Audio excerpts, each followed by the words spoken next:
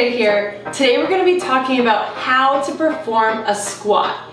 Now this will, link up to everything we do in this program because we do squat a lot. But the first question to answer is why? Why are squats good for us? Well, they use a lot of muscles in the body, a lot. Your calves, your quads, your hamstrings, your glutes, everything in the lower part. But then, it also uses your core, turns this on, keeping your shoulders in a nice tight position, especially if you're holding a weight, then you really have to engage them. So it uses a lot of the body, and the more muscles we can use, the more fit we can get in a small amount of time. So we want to use these functional movements. Why is a squat functional? Well, have you guys ever seen like a baby, like when they first can walk, like a toddler, and they're like playing with a toy on the ground or something, and you can see them be in like the perfect squat. They just drop down and they're so comfortable there that they just play with their toys or play in the sand, and you're just like, wow, how did they learn how to, they don't need to learn how to do it. It's so natural.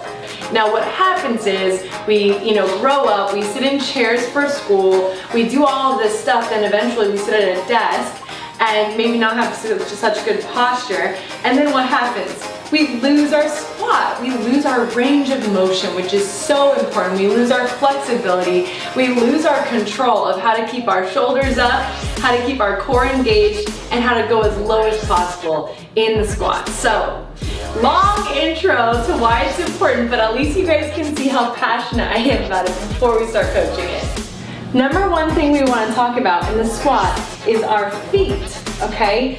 Is where to put our feet.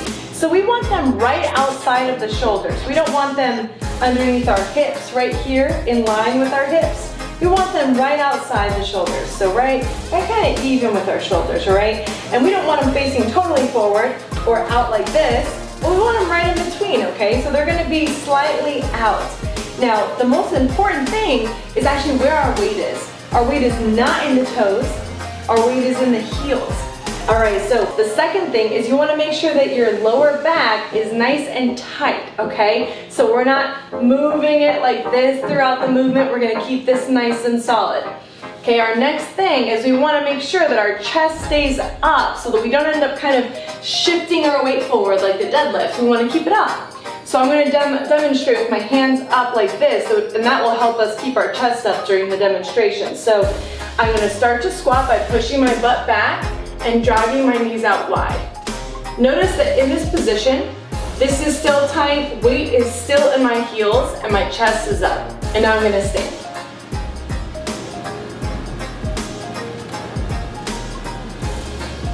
Okay, so as I push my butt back, I'm just going down about 1/4 of the way. I'm just making sure my form is good from the beginning. Dragging my knees out over my toes. So knees are not coming in like this, they're going over my toes. All right, now we're gonna do a half squat.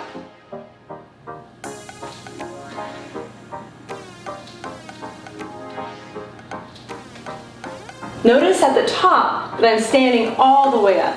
But what we wanna look for in that full range of motion is that we're going as low as we can or as low as we can without pain. So we got the knee crease right here and the hip crease is right here. And what I want is I want to see my hip crease go below my knee crease. Okay, so I'm looking for that. So if I were to have a marble right here, put a marble right here, it would roll down into my hip crease, right? Whereas if I was in a half squat and I put a marble right here, what would happen? It just stay right here, or it would roll off this way, right? So we want to go down as low as possible. So if you're able to, yours will look like this.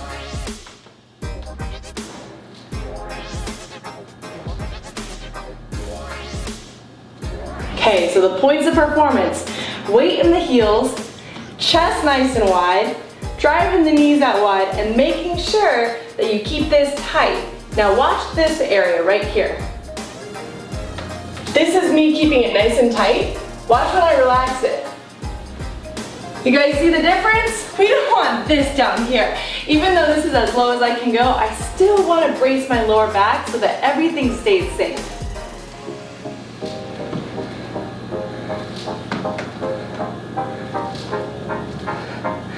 All right, that's a squat, you guys. Now let's add some weight. And nothing changes, okay?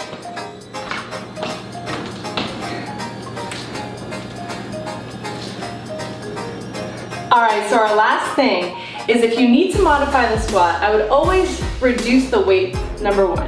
So if you have a dumbbell or if you have something a little bit heavier and you're starting to feel that they're not good or they're just starting to slow down or not looking your best form at 100%, then just lighten the load. And if you need to just do air squats like I'm doing right here, we have like a little system where we can have a little rhythm.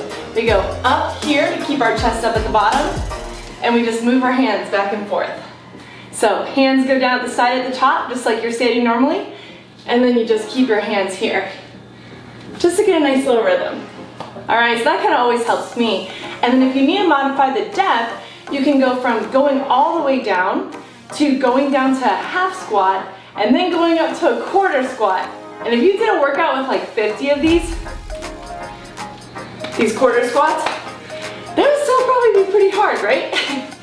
We might even get crazy some days and throw in jumping squats, which look like this, where your heels and toes slightly come off the ground, but that's more advanced movement that only comes after you've perfected this thing. All right, so thank you guys so much for listening, and good luck.